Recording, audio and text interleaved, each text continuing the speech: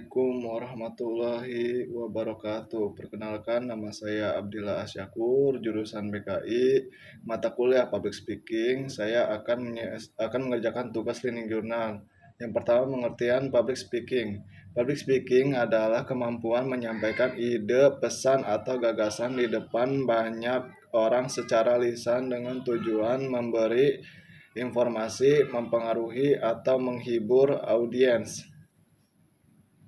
Intinya, public speaking bukan cuma berani ngomong, tapi juga bagaimana cara menyampaikan apa yang kita sampaikan. Pesan supaya orang lain paham dan tertarik mendengarkan. Contoh kasusnya dalam kehidupan sehari-hari, mahasiswa biasanya presentasi di kelas.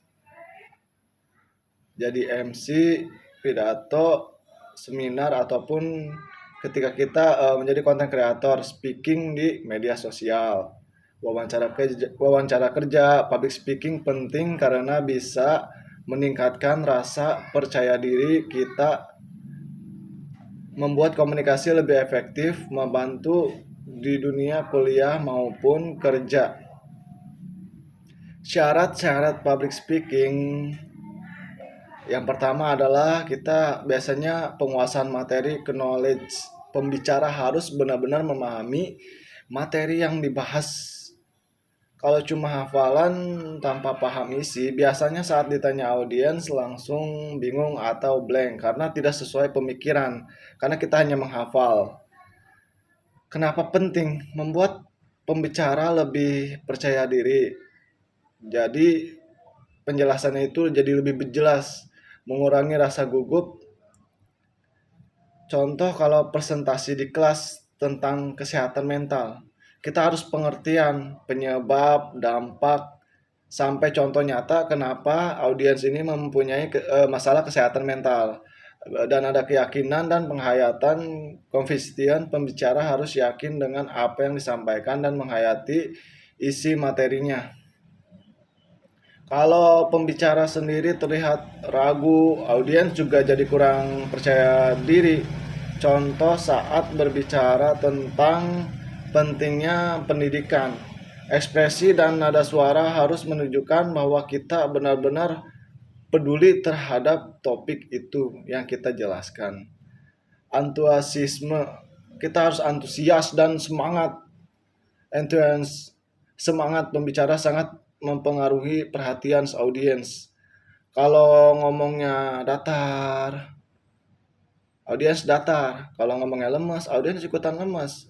Audiens cepat bosan, ngantuk, tidak fokus. Sebaliknya, kalau pembicara energik, audiens lebih tertarik biasanya.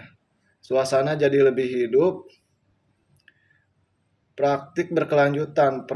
Kemampuan public speaking tidak muncul secara instan, tapi perlu adanya latihan terus-menerus dan diulang-ulang latihan.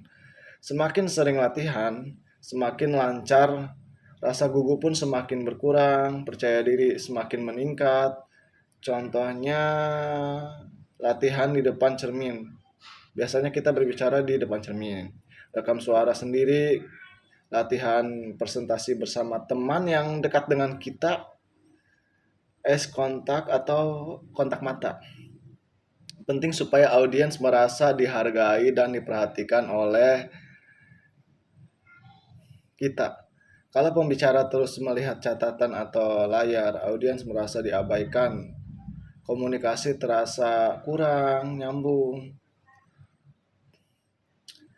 Lihat audiens secara bergantian. Jangan cuma tengah, jangan cuma kiri, kanan, tapi semuanya harus fokus ke satu orang saja. Hands, gerakan tangan membantu memperjelas pesan yang disampaikan oleh kita sebagai public speaking.